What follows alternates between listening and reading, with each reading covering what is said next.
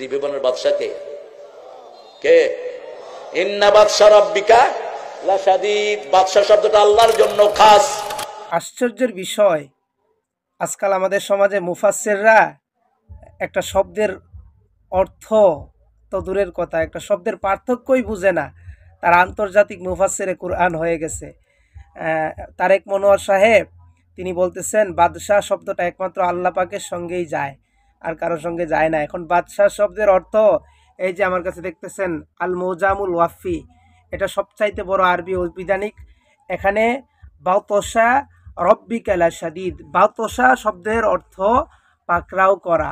আল্লাহ পাক রব্বুল আলামিন যাদেরকে পাকড়াও করেন, এই পাকড়াও করাকে বাতশা, এটা পাকড়াও করা, ধ্বংস করা, আক্রমণ করা, এরকম শব্দের অর্থ আসছে আর কি বাতশা।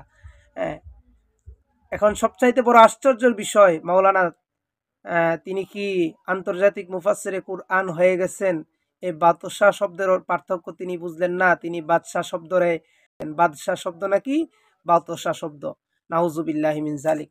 অথচ বাদশাহ শব্দটা হচ্ছে ফার্সি শব্দ, ফার্সি হয়ে উর্দু হয়ে তারপর বাংলাতে প্রবেশ করেছে। আর তিনি বলতেছেন বাদশাহ শব্দ নাকি কোরআনে আছে, অথচ কোরআন শরীফে আছে ইন্না বাতশা রব্বিকা লাশাদীদ। এখন আপনারাই বলুন, এই মূর্খ মাওলানা সে কয় নাম্বারের লেখাপড়া করেছে?